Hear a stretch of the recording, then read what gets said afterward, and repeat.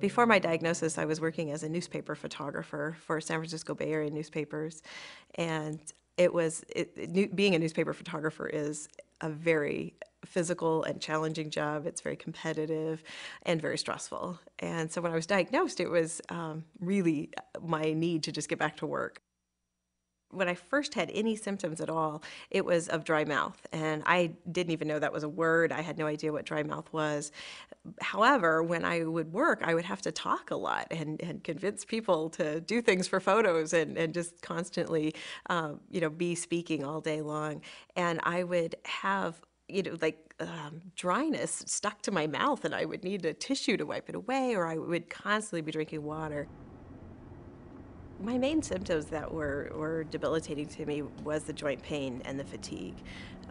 The kind of fatigue that I have always experienced with this illness is kind of like having the flu. You just feel sick and tired, and you want to lay down. And it's not a sleepy tired. My whole body feels like it was in a car accident kind of thing, but there's no one place to point to where the injury is.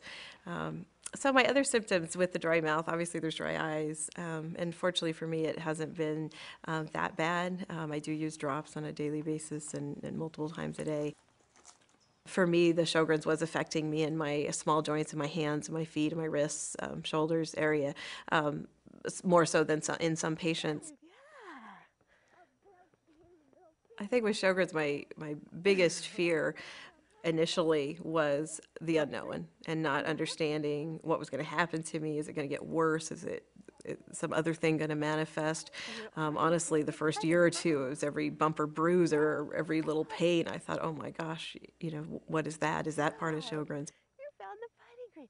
Let's go find this one over here. This kind of illness makes you slow down. It makes you choose wisely, and it makes you want to conserve your energy for the very best things. And so I'm not just, I don't live my life just willy-nilly and we're going to do whatever and pick up the pieces later. It's a more controlled experience, but we choose the really good things, and we make sure that our energies are focused on the really good events, and that when we commit to, going to a birthday party or some other kind of social event, that we commit to, and we really are excited to be there because we've made a space in our lives to be there.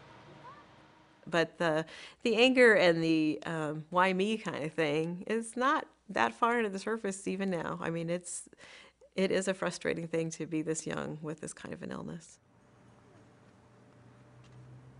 Eventually, I would say that you're going to find an equilibrium. You're going to find a place in which living with Sjögren's is just as easy as your life was before, if not better, because the medications and the doctors and the support you're going to have from your family now that you're diagnosed is going to make it possible for you to live better than when you were not diagnosed and living with Sjögren's and not realizing it.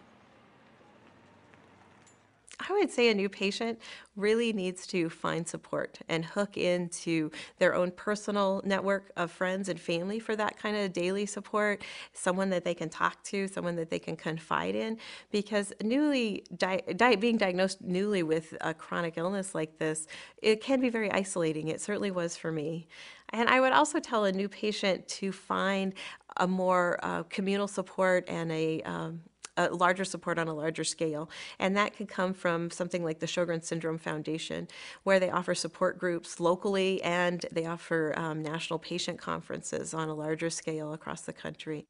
Not everyone is comfortable looking for support outside their immediate circle of family and friends. But since Sjögren's is not a well-known or well-understood illness, it can be extremely helpful to connect with local or national support systems.